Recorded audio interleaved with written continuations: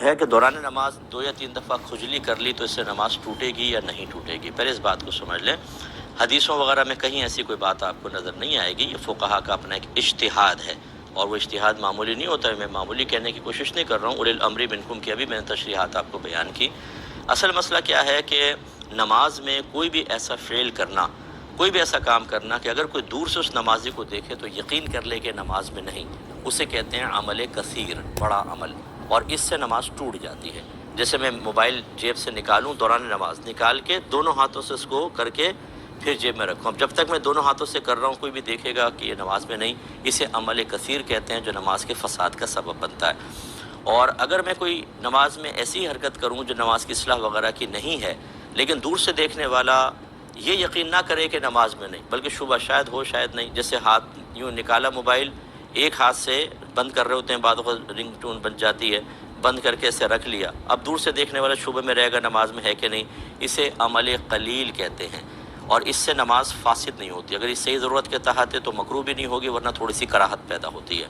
یہ آپ بات سمجھ گئے. اب فقہا نے فرمایا کہ اگر ایک رکن میں جیسے قیام ہے 3 دفعہ ہاتھ اٹھا کر کوئی کھجا لیتا ہے، 3 دفعہ ہاتھ اٹھا لیتا ہے، تو یہ عمل کثیر بن جاتا ہے، اور جب عمل کثیر ہوگا تو نماز فاسد ہوگی. ٹھیک ہے. لیکن آج کل کے دور کے اعتبار سے مطلب ہم اس پر فتویٰ دینا پسند نہیں کرتے ہیں. وجہ اس کی یہ ہے کہ جو ہمارے بچے نماز پڑھتے ہیں کالج کے، اسکول کے، آپ ان کو دیکھیں ایک ایک رکن میں 10 بار ہاتھ اٹھاتے ہیں. اس کا مطلب یہ نہیں ہے کہ ہم ان کو ادب نہ سکھائیں، ان کو ادب سکھایا جائے گا. میں نے امام حضرات کو دیکھا ہے وہ 3 4 بار ہاتھ اٹھا لیتے ہیں، خصوصاً جب تراویح پڑھا رہا ہو. حافظ شروع کی تراویح 1.25 سپارہ پڑھنا ہوتا ہے، اور ایک ایک رکعت کے اندر لمبا سپارہ ہوتا ہے. بیچارے کو کھجلی ہو، تھوڑا سا اس نے کھجا لیا، پھر پڑھتا رہا، پھر تھوڑا سا کھجا لیا، پھر پڑھتا رہا، پھر کھجا لیا. تو کون اس کو دیکھ کے یہ کہے گا یہ عمل کثیر ہے؟ تو لہٰذا فقہا نے ضرور لکھا ہے، اور بہت ہی اچھی نیت کے ساتھ لکھا کہ جب ہم اس پہ فساد کا حکم دیں گے تو لوگ ڈریں گے اور بڑے ادب سے نماز پڑھیں گے. لیکن اب ماحول بدل گیا ہے. اب جو ہیں وہ لوگ بہت ہی زیادہ اس میں انوالو ہو گئے ہیں. مطلب بچے بال یوں کر رہے ہیں، یہ کر رہے ہیں. اگر ہم اس پہ مسلسل نمازوں کے فساد کا حکم دیں صرف ایک ذاتی رائے کی وجہ سے، تو نقصان کا بہت اندیشہ ہے، اور ہزاروں مسلمانوں کو گناہ گار قرار دینا لازم آئے گا.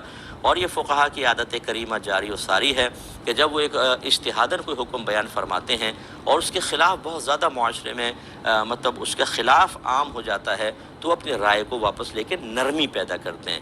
یہ مسئلہ بعینی بہار شریعت میں بالکل لکھا ہے، اور میں خود اس پر عامل ہوں. یہ بھی آپ کو بتا دوں، بڑی احتیاط سے نماز پڑھنی چاہیے، نہیں کھجانا چاہیے. لیکن کیا اس پر فساد نماز کا حکم ہوگا؟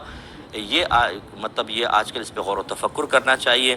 تو مسئلہ یہ بیان کریں. لیکن اگر کوئی کہتا ہے کہ ایسا ہوا میرے ساتھ کہ میں نے کئی دفعہ ہاتھ اٹھا لیا تھا تو کیا میری نماز ہوئی کہ نہیں ہوئی، تو اس کو مایوس کرنے کے بجائے میرا مشورہ یہ ہوتا ہے، یہ میں ایسے ہی کرتا ہوں کہ میں کہتا ہوں کہ آپ اللہ کی بارگاہ میں توبہ کریں، آئندہ احتیاط کریں.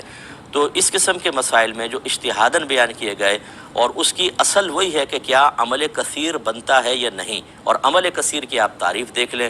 اس کی روشنی میں تھوڑا سا اسپیس دینا چاہیے لوگوں کو. اگر ادب سکھائیں، ماحول بنائیں، اللہ تعالیٰ کی معرفت دیں، تاکہ ایک آدمی جب اللہ کی بارگاہ میں کھڑا ہو تو اتنا خوف ہو، ایسا اس کا دل حاضر ہو کہ حرکتیں نہ کرے. لیکن اگر ہم تمام کوئی لوازمات نہ کریں، کوئی اہتمام نہ کریں، اس کو ان کو پروٹیکشن نہ بتائیں، ان کو ہم احتیاط نہ بتائیں، ہم ان کو اللہ کی معرفت نہ دیں، اور صرف یہ حکم بیان کر دیں، تو یہ عمل کثیر کیسے بنے گا 3 دفعہ کھجانے سے؟ یہ ذرا دیکھنے والی بات ہے. اتنی تفصیل میں نے اس لیے بیان کر دی. تو بہرحال احتیاط کریں، ادب کے ساتھ نماز پڑھیں، لیکن ہم اس پر فساد کا حکم ہر ایک کے لیے نہیں دیں گے.